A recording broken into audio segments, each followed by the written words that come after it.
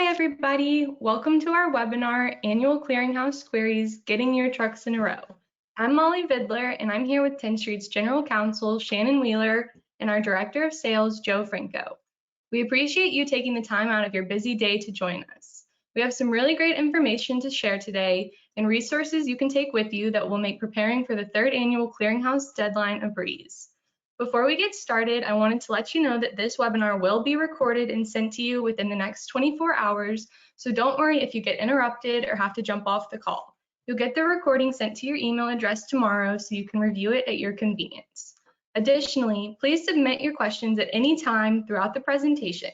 You can do so using the text box under the questions section in your GoToWebinar panel.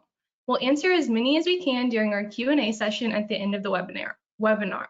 Don't forget to look at the handout session in your panel too. This is where you'll find the documents Shannon's going to mention over the course of the webinar. During this morning's webinar, we'll have Shannon go over the requirements, notable statistics, updates, and best practices for the annual clearinghouse. And then we will hand the mic over to Joe for a live demo. He will walk us through how Tenstreet can help you get your trucks in a row and why driver pulse is such an important part of this process. Lastly, we'll end the webinar with a Q&A session, so don't forget to submit your questions throughout the presentation. Thank you again for taking the time out of your busy schedule to be here with us today. I'm going to go ahead and pass the mic to Shannon so we can get started. Great. Hi, everyone. Thank you so much for joining us on your Friday before the weekend. I hope you all have lots of fun holiday plans. There's so many of you joining. I love seeing it, and I love flipping through and seeing all the familiar names. So just really glad you're here. Please chime in and ask any questions as they come up. So as always, legal disclaimer, the following information is just educational. It's not legal advice. We always recommend that you consult with your own qualified legal counsel, and we can, of course, give you some recommendations about legal counsel if you're looking for someone. But since we're talking about Clearinghouse today, those are laws and regulations that affect you and affect your company, so we recommend you talk to any attorneys that can represent you on those matters. All right, so let's jump in. The clearinghouse requirements. So this is a big, broad recap of all of it. If you were around 2 years ago, I cannot believe it has almost been 2 years since the clearinghouse went live. January 6th of 2020, if you were around or in trucking at that time, I guarantee you remember the clearinghouse. And sort of what was going on at that time. It was funny because I think, you know, we really hadn't had much experience with COVID around the time that that we were all jumping into Clearinghouse. It was sort of this thing that we had heard about, but it was not here in the United States yet, and we didn't know what that even was. So it takes you back to a very, very different time in our world, even though it was only 2 years ago. Okay, so what is the Clearinghouse? The Clearinghouse is a big database that falls under the FMCSA, the Fair Motor Carrier Safety Administration. They have rolled out these rules for a very long time that said, hey, we want to have one specific location where all CDL holder drug and alcohol violations exist so that employers can query that database and discover these violations so that it's harder for individuals who have had drug and alcohol violations to fly under the radar. And so we make sure that we take those individuals off the road. It's a big public safety push. And as we will talk about with some of the statistics today, it has done that. It has taken lots of people off the road who shouldn't be there. It became effective January 6, 2020. So since it's been around for a couple of years, you all are all probably experts on it, but wanted to just make sure we got in front of you, went over the annual requirement, let you ask any questions, remind you that you have to do the annual, and talk a little bit about our solutions. So remember that it is a mandatory reporting of violations. So all employers, any MROs, anybody in the trucking industry that comes across drug or alcohol violations, there are specific rules about mandatory reporting of any drug or alcohol violations. And then Importantly, and what we're going to talk about mostly today are the mandatory queries of this database. You have to do it at pre-hire and you have to do it annually. Right, next slide. So there are two different types of queries, and so we're going to dive into those. There is our full query, which is required at the pre-hire stage. You have to do a query of, it's called a full query of the clearinghouse, which then gives you back all of the information on that individual, if there is any that is in the clearinghouse about drug or alcohol violations. That result from the clearinghouse must show not prohibited before you can hire that driver. So or contract with that driver, but it has to be done prior to you putting the driver in a truck. And then there are limited queries. And limited queries say that employers or companies that are contracting with drivers have to do a limited query of the clearinghouse at least once every year. And that year span can be the actual calendar year, or it can be within a year of when you hired that driver. We're interested to know how you all do those limited queries, if you do them at the same time every year for all of your drivers, or if you have a process by which you have the drivers in cohorts or something to where you run those batches throughout the year. I'd be very interested in that. But those are the two different types of queries. Let's move to the next slide, Molly. Okay, so you might be asking, what is a limited query? Or if you're wondering, hey, let's recap it again, give me the bullet points again. Okay, so the limited query is merely checking for the presence of information in the clearinghouse. It's just you can do it by bulk, it's just a quick check, is anything exist? It's required for all currently employed CDL holders. You can run them in batches, it has to be done annually. The key is that you have to have a written consent from the driver, and that's something that you get outside of the clearinghouse. As we're going to talk about, for the full query, the driver is required to sign into the clearinghouse and consent to that full query request that you've made. And so sometimes that takes a bit longer because it takes time for the driver to get signed in and actually approve that full query request. But on a limited query, you can have them sign a written consent at the time of hire, which is what we recommend, and we will talk about those and tell you the best time to get those. And we even have a sample located in our handout section that we recommend you use. So you get that written consent, and then you can run that limited query at any point in time if you have that written consent. It's only the limited that you need the written consent outside of the clearinghouse for. And then if a query shows no records found, you're done. No more action is required by the employer or the contracting carrier. You are just, hey, we're good for a year, unless you want to run that multiple times throughout the year, which I'll talk about as well. However, if the limited query shows, oh, there are records here, there are records found, it's not going to show you what all those records are or what that sort of information is. It's just going to show you there is something in our database on this driver. Then you must turn and conduct a full query within 24 hours. And so next slide. Okay, so let's recap on the consent requirements. I kind of just went over it. For any query of the clearinghouse, the driver has to give consent. It is just like any other consumer reports, just like everything that we have in trucking. If you're going to pull a report on a driver, it's not, I want to be clear, it's not actually a consumer report. It doesn't fall under the FCRA, but all of the rules and regulations around this report and the agreement that the FMCSA requires you agree to follows and tracks the same sort of processes that go along with the FCRA for a consumer report. So that's why I'm talking about that. So for a full query, like I said, the driver has to log in, give that consent with the clearinghouse. For a limited query, you can obtain written consent by the driver outside of the clearinghouse. You can define the terms of when that how long that consent is good for. It can be valid for the term of the employment or the term of the contract.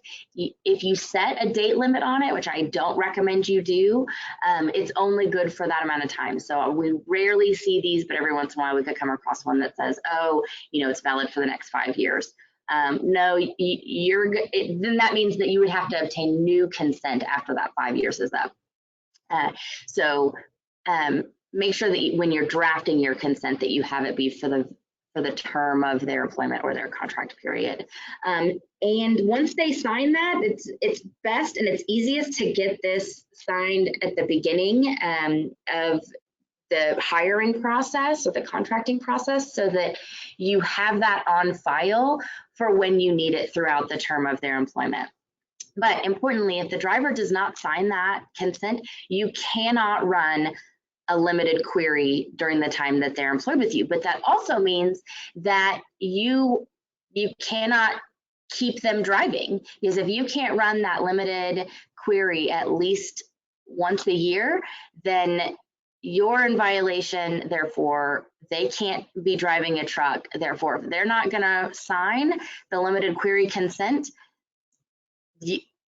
I would not recommend you hire them, but they definitely can't be driving for you longer than 1 year after the full query. And if they won't consent to the full query, done, can't hire them. The regulations say so. Right, next slide. So let's say you run that limited consent, you upload you run the limited query, you upload a big bulk of all your drivers and are running it through, and most of them come through, but there's one driver. Records are found. What do?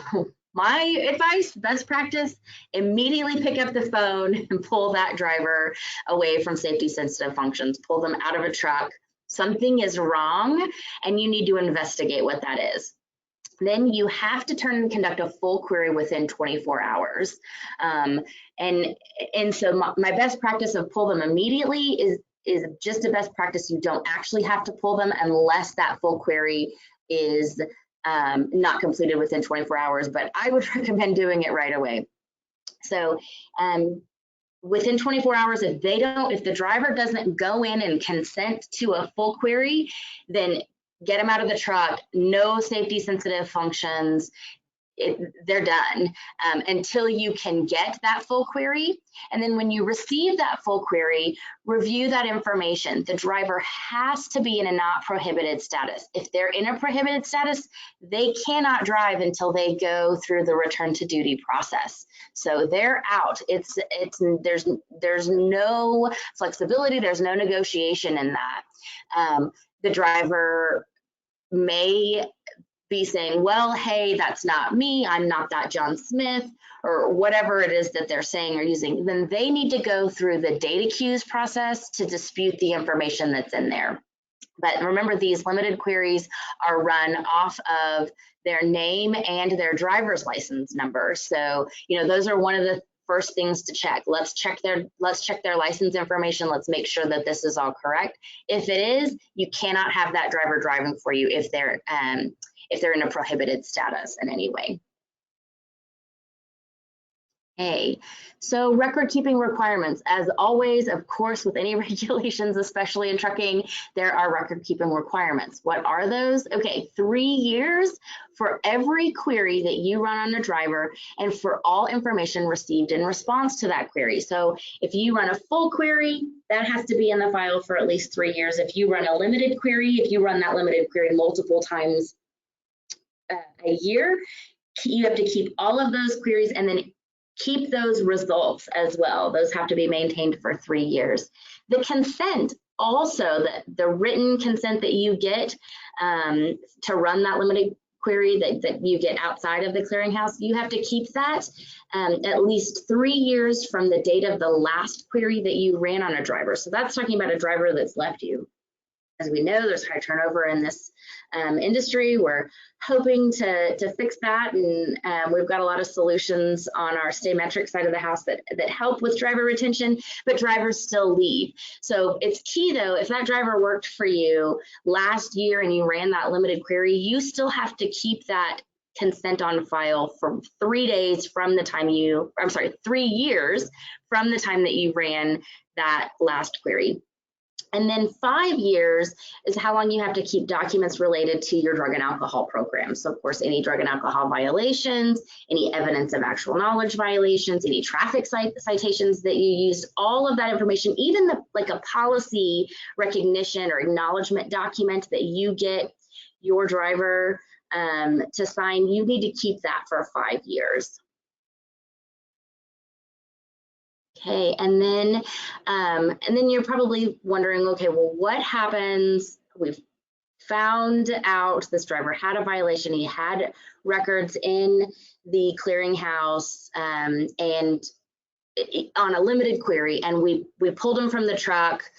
He's no longer driving. What do I do now? You still have additional obligations. The clearinghouse says that you have to follow an adverse action like process in notifying that driver. And so that's the, pre-adverse action, that's the waiting period, and then the adverse action letter.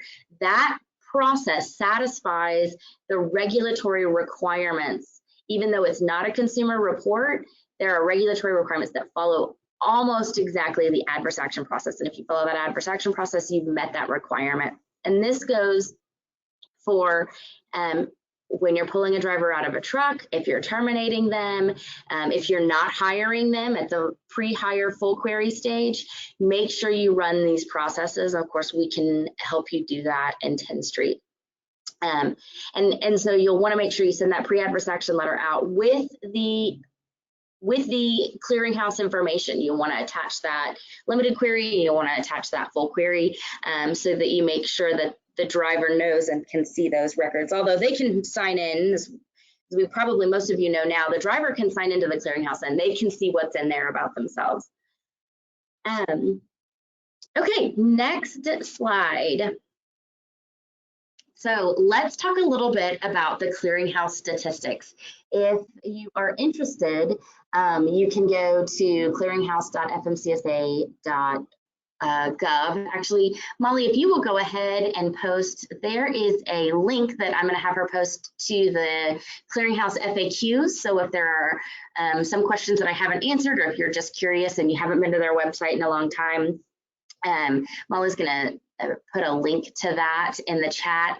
And then they also, on that same website, under the Learn tab, I think, they post statistics every single month about the clearinghouse. And this slide is specifically from the October 2021 statistics that they put out. These cover through the very end of October.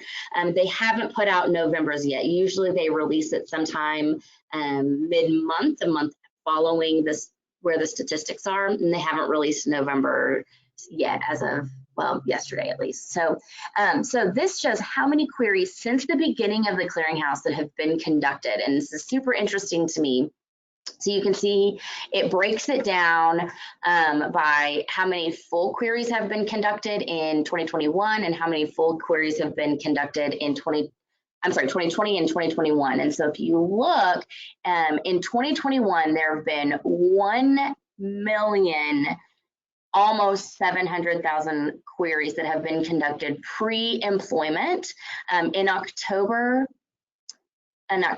alone, there were 180,000 full queries. So it's an interesting way to sort of track the hiring of drivers and the number of drivers that are coming on board.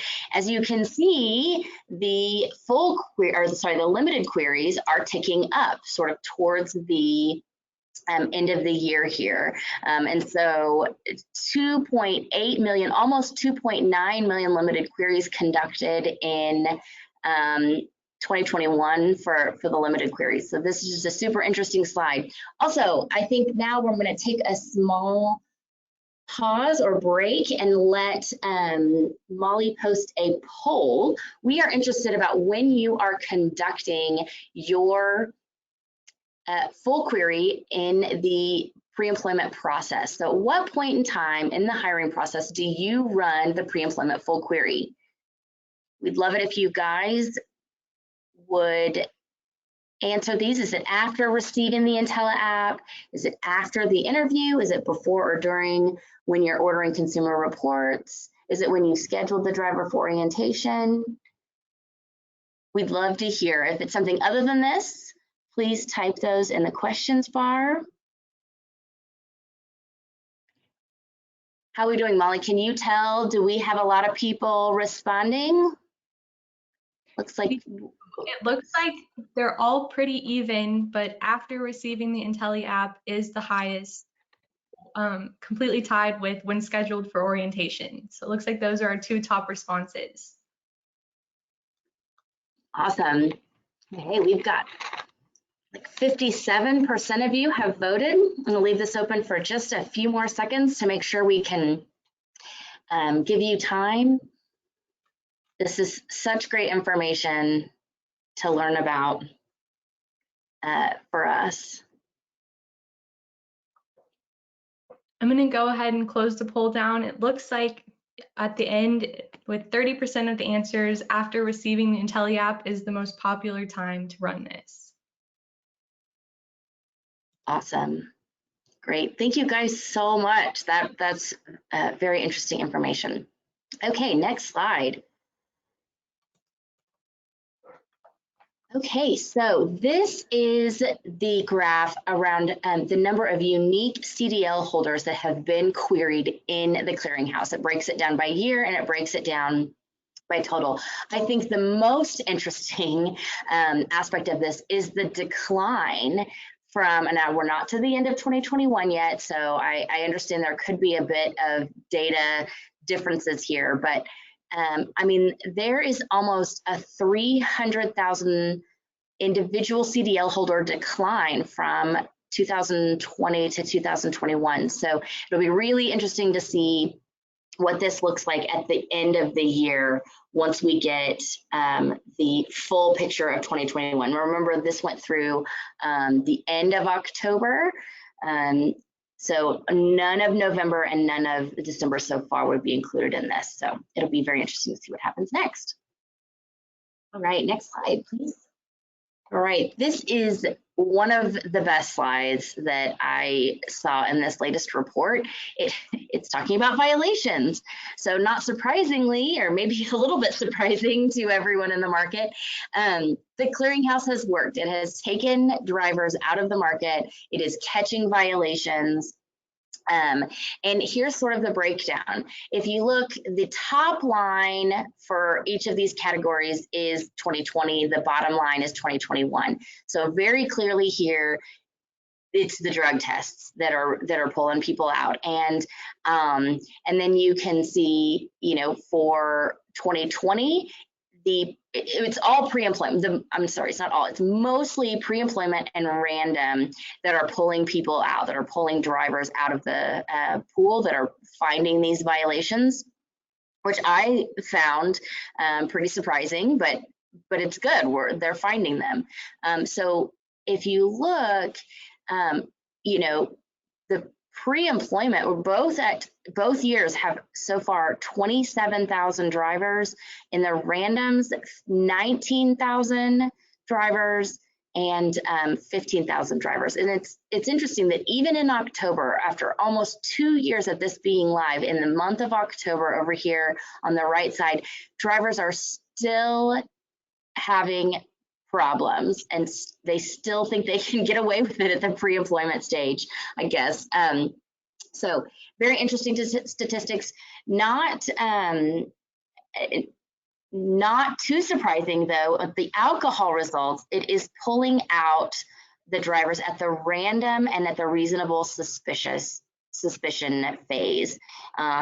So those are notably not being found out at the pre-employment, but they're at the actual knowledge, at the random, and at the reasonable suspicion stage. And the alcohol results are way, way, way less than the drug testing results. So that's another just interesting note there. Okay, next slide.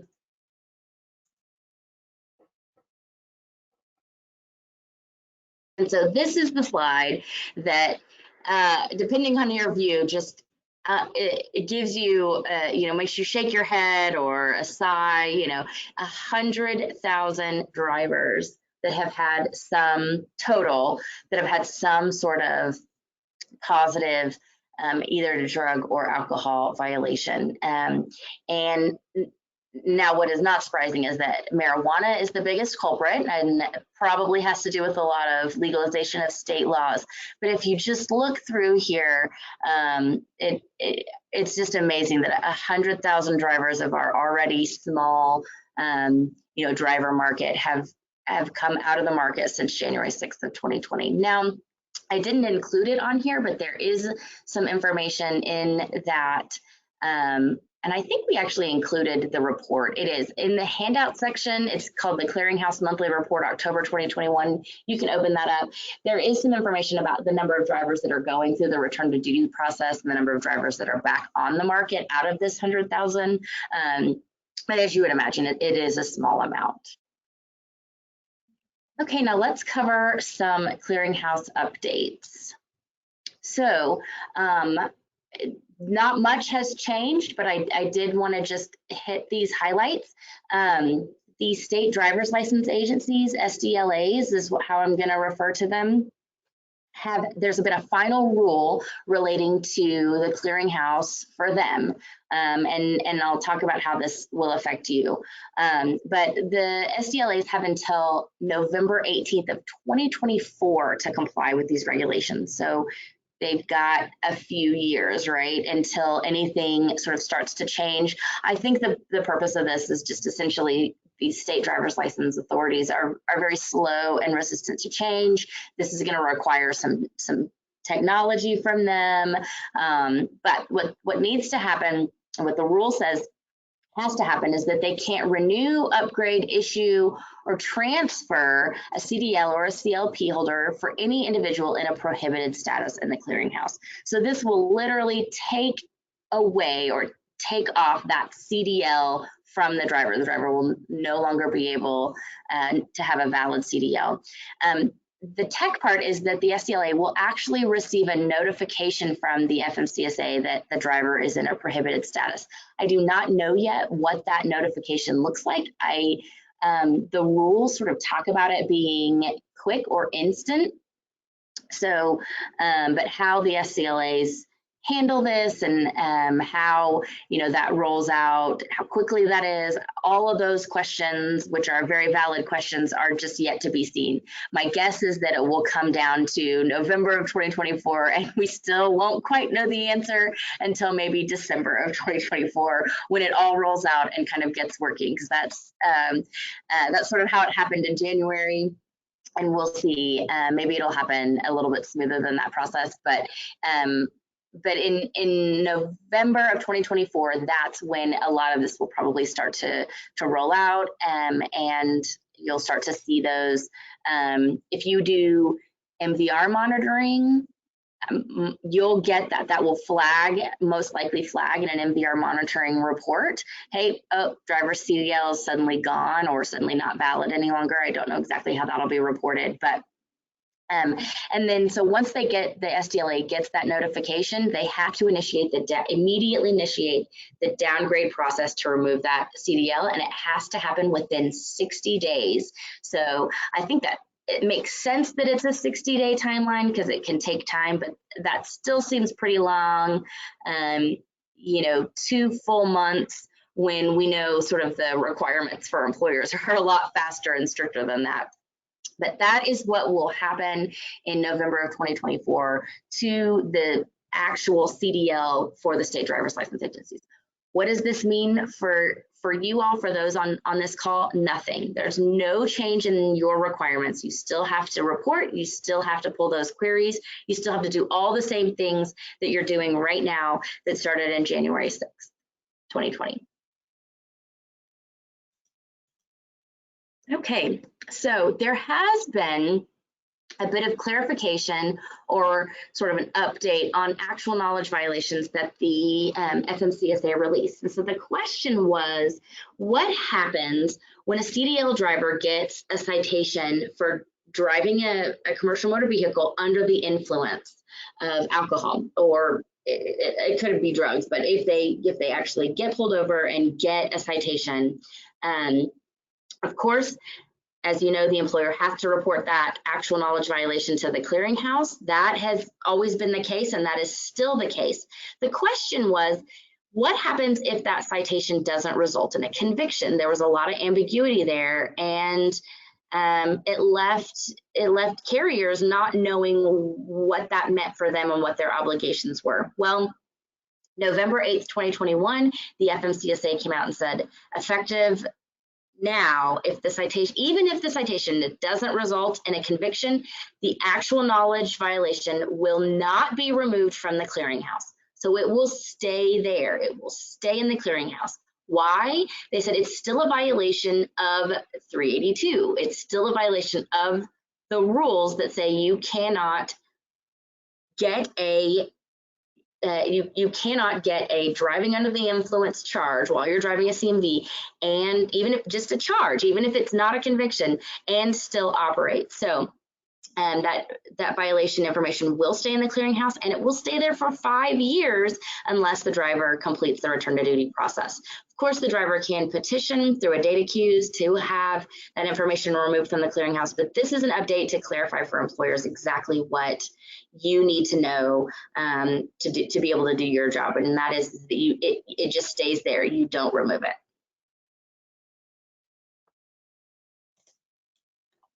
Okay, so I want to make sure I save enough time for Joe here, so I'm going to kind of cover these really quickly. You might still think we get questions all the time. Well, now that there's a clearinghouse, do I still have to do verifications of employment? Yes, you do. It is still a requirement. And right now, you still have to conduct those full verification of employment with all of the same information that you've been doing for years and years. However, January 6th of 2023, which is coming up fast, but that is not until that we're still almost a year away.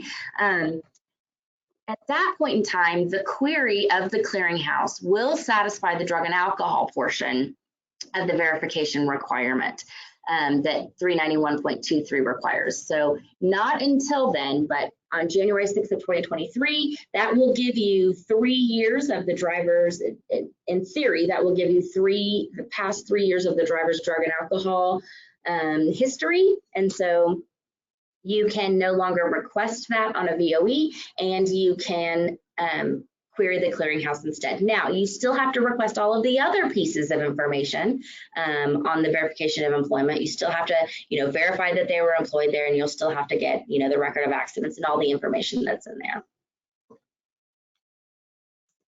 All right, so clearinghouse best practices. I'm just going to cover these really quick. Have a clearinghouse policy. You want to have one in writing. Add it to your handbook or your, driver documents. Make it be signed and acknowledged. Make sure your recruiters know about it. Have a very simple, easy but thorough clearinghouse process in place for both querying the clearinghouse. It's not a step you want to miss, and for reporting those violations. Know those rules and train your recruiters and your safety department and your drivers on the rules. The more they know, the better. Drivers, it was a lot of confusion in the beginning. They didn't know why they had to do this, but now they know. And any new drivers to the market, new recruiters to the market, new people into your safety, they don't know. If they weren't here in January 6th of 2020, they might not know, what is this clearinghouse? Why is it so important, and what do I have to do for it? So keep that training there. Make sure you conduct that full query prior to hiring a driver. Make sure that you have a full query that says not prohibited before that driver goes into a truck. That is absolutely required. And then make sure that you do that limited query. Get the consent at the time of your hire so that you then have it on file. Make sure that the consent says that it's for the entire period that they are employed or contracted with you, and then keep that on file. And then run those limited queries more often than annually, because believe it or not, drivers might have, as we've seen with the statistics, they might have had a violation at a pre-employment drug test with another company, but they didn't give their notice to you, and then they just kept driving for you instead of going to drive for the other carrier. And you wouldn't know that unless you were conducting those queries. You wouldn't know that information is in there because it doesn't alert you. It's not It's not a database that sends out push notifications or anything like that when information is reported. It's just the technology on the FMCSA side doesn't exist there yet. So run those more often. That's sort of just a safety tip. It's not required. It's only required once a year, but a safety tip would be sort of to prevent those nuclear verdicts, to prevent those things, run them more often than just 1 year. And then of course use Tenstreet Driver Pulse for the best results. We can do it quicker. And Joe's gonna definitely go into that and talk about that. Great. The last slide from me are 2 more best practices. Remember that you have to have, as a part of your drug and alcohol policy, you have to have the clearinghouse requirements in there. That was a part of the new rule. You can go look up the rule. 49 CFR 382.601 says you have to have these things in your drug and alcohol policy about the clearinghouse. Get that policy signed and acknowledged by your driver. We, Tenstreet, can help you with that. We have a sample clearinghouse edition, which you can bolt on or add to your policy that you can get signed by the driver. And we also have full sample drug and alcohol policies that you can adopt that cover all the requirements. And of course, we have driver training videos. We have driver training videos specifically on drug and alcohol and on the clearinghouse. Our team has just done an incredible job at putting these things together. And so use us for those services. And with that, I don't know if we want to jump in with any questions or if we want to just move on and let Joe demo this. It's up to you, Joe. What are your thoughts? Let's go ahead and answer some questions since we have a lot of really good ones on here. So Right. One of the questions was, so a rehire, should we only run a limited query or do we have to rerun the full query as well? That is a great question, and I'm glad that you asked.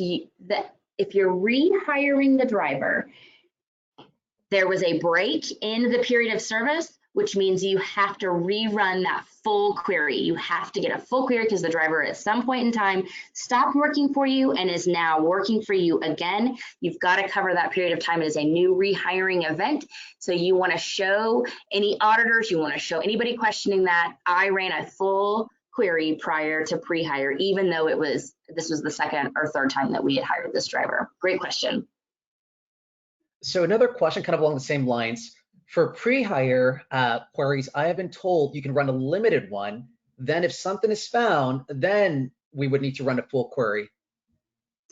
That is not what the regulations say. The regulations are very clear that at the pre-hire stage, you have to run a full query. That's sort of an easy way of getting around the consent requirements, right? Because you want your time to hire, get that driver in quick and fast. I don't want to have to make him, take the time to go in and, consent to mine. It takes him a long time. He's busy. I don't want to have to bother him and keep bugging him about it. Sorry, the regulations do not allow that. They say you have to have a full query on file prior to that driver getting in a truck. That's why we built our solution the way it was, because we want you to be compliant along with get that speed to hire. And so we've got a great solution for getting that information in front of the driver so that they go in quickly and consent to that. But you do have to have that full query. It is not allowed to do a limited query prior to pre-hire just to see, hope, doesn't come back with information. The regulations make it very clear. You have to have a full query. This is another good question. What about if the driver returns back under the 30-day limit for a new pre-employment drug test?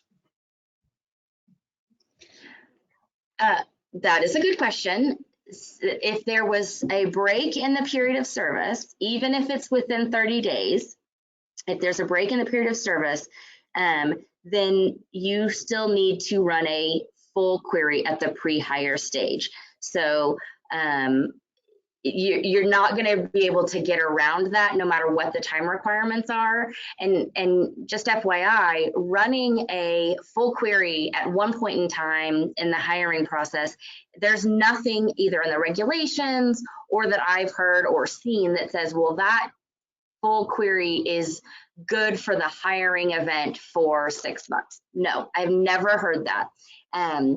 So if you're processing a driver and you run that full query and for whatever reason you don't hire them, and then 3, 4, 5, 6 months later you're running, because we know this happens, right? Drivers reapply.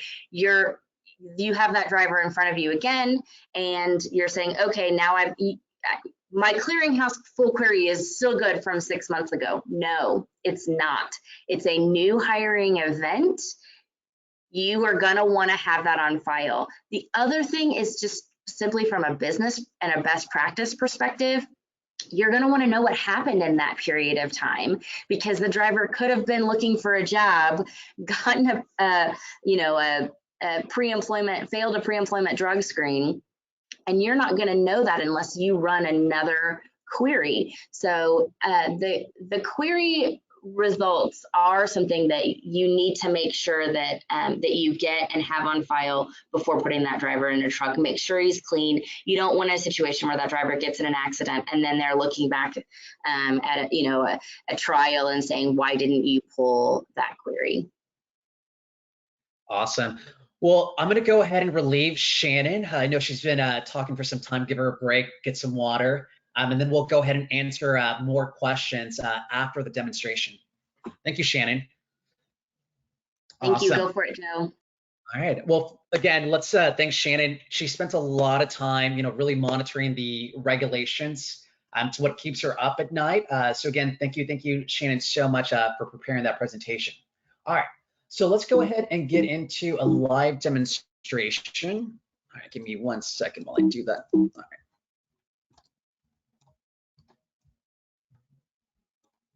So let's go ahead. There we go. All right. So first, Shannon had talked about how we can go ahead and include the limited query release on your IntelliApp. So this is standard for all of our new clients. And the reason that we include on the IntelliApp, it is best practice, because at this point, you're already retrieving all the other releases, such as the consumer reports that you'll need, for example, for the annual MVR. And there is language already within the limited query that allows you, based on the way that it's worded, that you can go ahead and run the clearinghouse while they are employed with you. So again, we have sample standard language. If you want to go ahead and use your own, we can definitely accommodate that as well. But it is on the IntelliApp. And why that is meaningful here is, again, you don't have to try to retrieve it later on in the process. And what we're able to do is we can go ahead and automatically parse this release, put it into a file type option, limited consent form, and we can even, upon request, we can actually map this into your driver qualification file as well, which is another best practice for those clients who manage their post-hire activity within the platform. All right, now that we've talked about the sample consent form, let's go ahead into the dashboard and walk you through the ordering process. So as Shannon had stated earlier, it doesn't seem like that long ago, 2 years ago, when we had this task force going within Tenstreet. Shannon was a part of it, I was a part of it, and there was a lot of educational components to it, right? It was new, no one really knew anything about it, but I'm really, really proud of everything we've been able to accomplish as a company. Right now, we estimate that we process about 1 out of 4 queries nationwide, and that is a huge testament to the technologies that we've been able to deliver. And it also reinforces that, compliance is something that we pride ourselves in. Everything that we design has a compliance mindset. If we think about the architecture of our platform, compliance, it's a structural beam that holds everything together. As you know, everything in this industry, it's so unique in that there's so many changes happening, right? The regulation is constantly evolving, and it is our job to continuously, again, monitor that and make sure that we are delivering solutions that help you meet those compliance requirements. So always lean on us for that. All right, so whenever an IntelliApp is completed, you're gonna see it in the work list. Now let's go ahead into the process. And you're very familiar with this because this is how you're ordering the MVRs, the criminals, or maybe using our onboarding tools to schedule orientation forms or any other digital paperwork, or maybe also using our training content, which is new. All right, so let's go in here. We're gonna go ahead and order the full query. We're gonna start the process. And then it has a few different options for selecting the license or the DOT number. So if you have multiple DOT numbers, in your platform, you're able to select which one they fall under. I'm going to place the request, and that's it. We've essentially eliminated all of the work that you are spending manually going into the clearinghouse to make that request, and then having to educate the driver on the registration portion of it too. So again, we've eliminated the manual time, but not only that, we've done studies to compare how much more effective it is to order through our platform versus outside or other traditional methods. Well, what we found is drivers had a 40% faster turnaround in our platform. And the reason that is, it's the automation and the communication channels that we have, which are exclusive to our Tenstreet clients. And what I'm talking about is Driver Pulse. Driver Pulse is at the center of it all, and it's what facilitates really effective engagement and communication between carriers and drivers. So what happens is, after you place the order through Tenstreet, what's going to happen is we're going to send them a notification first via Pulse, and we estimate we have about 75% of the population there. They're going to get that message, and then we're going to send them daily reminders until they complete that request. Now, there is a setting within Tenstreet, so let me get to that now. So you would go into settings within, under your username, you would click on Exchange Control. Now be mindful, the difference between controls and my preferences are, the controls are global. Only primaries or admins of the account have access to these, and that would impact everyone's dashboard, whereas with my preferences, those are individual, so it only impacts that individual dashboard.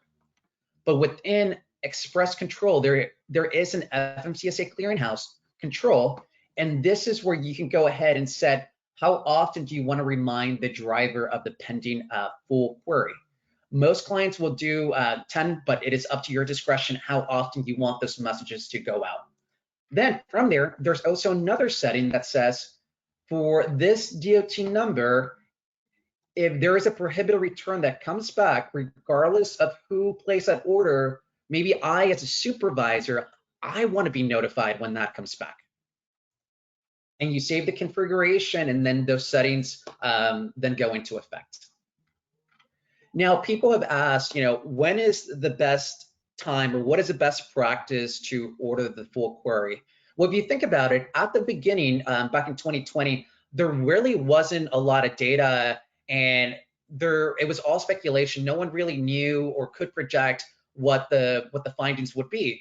Well, now that we're 2 years into it, and there have been a significant amount of findings there, a lot of clients have started ordering the clearinghouse much earlier in the process, and that was reflected in the poll question that we did earlier.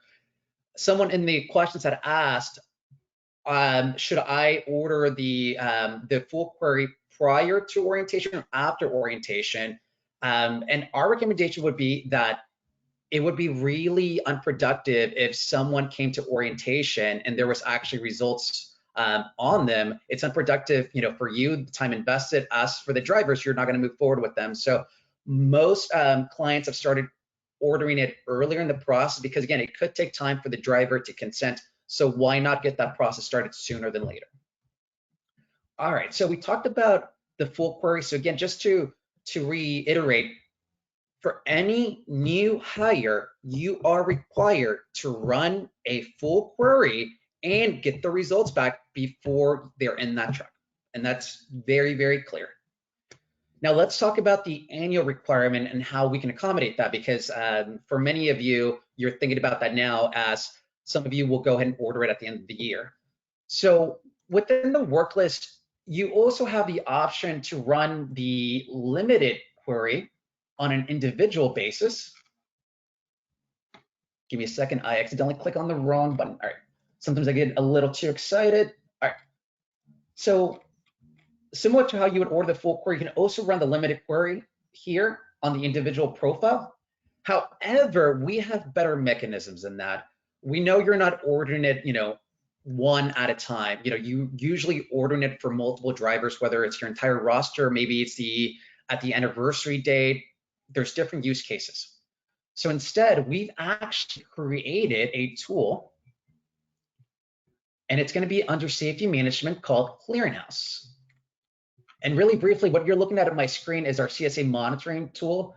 It's something that we released, I believe, last year. So for those that were curious, we do have that, but let's go into the Clearinghouse. Okay. So this is going to be almost your control center for making sure that you've met the requirement for the annual. Now there's going to be different filtering options here. So for example, I can filter by work list. I can filter by status. For the most part, you guys should be selecting hired unless you have multiple statuses for hired. Maybe you have like a contracted, then a hired, depending on the language. Either way, you can go ahead and filter based on that. Then you're going to have some additional filtering options here. So the limited consent granted, this filtering option allows you to search for those drivers that have a limited consent form on file. Current limited query, this filtering option allows you to search for those drivers that have a limited query, again, on file, and that's looking back a year. Then you're also going to have the full query within the last year satisfies the limited. This means if you had a driver complete their Clearinghouse full query in less than 1 year pass, let's say 1 month ago, that you do not need to include them in the limited catch-up run. The problem being solved there is a high percent of drivers were hired, happened within the last year. Running it this way allows a client to do the catch-up and say once a month manner rather than once a year. It also solves the driver just doing a Clearinghouse query process days before getting another one from the client. So these filtering options do exist, but let's just go ahead and run it now. So it's going to go ahead and populate the list for me. Now, there are a few validation checks happening. We're checking, is there a valid license on file? And is there a valid consent on file? Now, for the license, there is a nuance here. Any current license can be used to run a query, though licenses marked as CDL are preferred.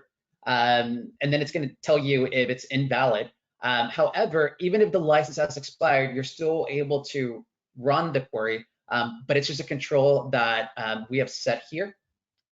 Now, if the consent is missing, so let's say that you had uploaded your current roster, right? And you just don't have the consent on file, or you haven't uploaded those documents, you can actually bulk order the consent. What's going to happen is all those drivers with the missing consent form are going to receive a notification via Pulse to upload it.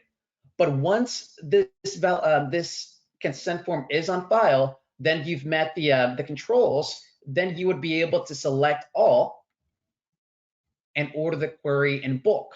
So what's going to happen is once we get the results back from the Clearinghouse, remember the limited query is just checking, is there any information on that driver? Yes or no. If there's no information, then you're done. But if there is information, that's where, again, like Shannon said, you would have to run the full query within 24 hours. Best practice is give the driver a call and get them off the road.